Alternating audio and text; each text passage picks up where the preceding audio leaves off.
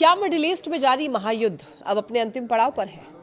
Iran ने America के सामने एक 14 पॉइंट का शांति प्रस्ताव रखा है, जिसमें एक बहुत बड़ी शर्त है, सीज फायर नहीं, 30 दिन में युद्ध का परमानेंट अंत चाहिए।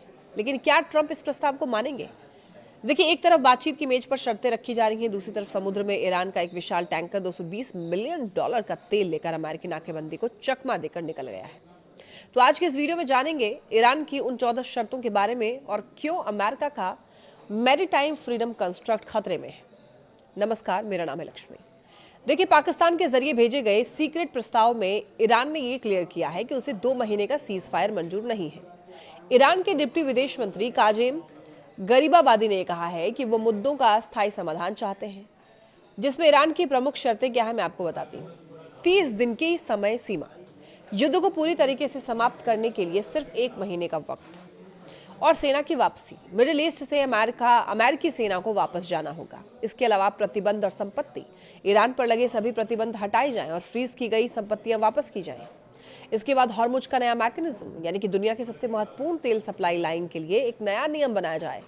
फिर है मुआवजा, युद्ध से हुए नुकसान की भरपाई की मांग, और इस तनाव के बीच अमेरिका के लिए एक शर्मिंदगी वाली खबर आई है। अमेरिका दावा कर रहा था कि उसने 40 से ज्यादा ईरानी जहाजों को रोक रखा है, लेकिन ईरान का एक बड़ा टैंकर जिसका नाम ह्यूज है, उसने अमेरिकी घेराबंदी को धता बता दिया। करीब 1.9 मिलियन बैरल कच्चा तेल, जिसकी कीमत लगभग 1800 करोड़ रुपए है, लेकर के ये जहाज जो है वो एशिया पहुंच गया, और इसने अपनी AIS ट्रैकिंग बंद कर दी थी ताकि रडार की नजर से बच सके। तो उससे ये तो साफ है कि ईरान अभी भी दुनिया को तेल बेचने का रास्ता निकाल रहा है। हालात और भी पेचीदा हो गए हैं, क्योंकि अब देखिए यहाँ पर जो अडन की खाड़ी है, वहाँ पर सोमाली लुटेरों ने एक और टैंकर MT यूरेका को हाईजैक कर लिया है। उधर ट्रंप अब जर्मनी से अपने सैनिकों को वापस बुलाने की धमकी दे रहे हैं, क्योंकि यूरोप उनकी रणनीति की आलोचना कर रहा है। इतना ही नहीं, जॉर्डन ने भी सीरिया में जॉर्डन डिटेरेंस ऑपरेशन शुरू कर दिया है और हथियारों के ठिकानों पर बड़े हवाई हमले किए हैं। यानी मिडिल ईस्ट के कई मोर्चे एक साथ खुल गए हैं। तो ट्रंप ने यह कहा है कि वो ईरान के इस प्रस्ताव की समीक्षा करेंगे, लेकिन उनका लहजा सख्त है। उन्होंने कहा कि ईरान ने अब तक अपनी हरकतों की पर्याप्त कीमत नहीं चुकाई है।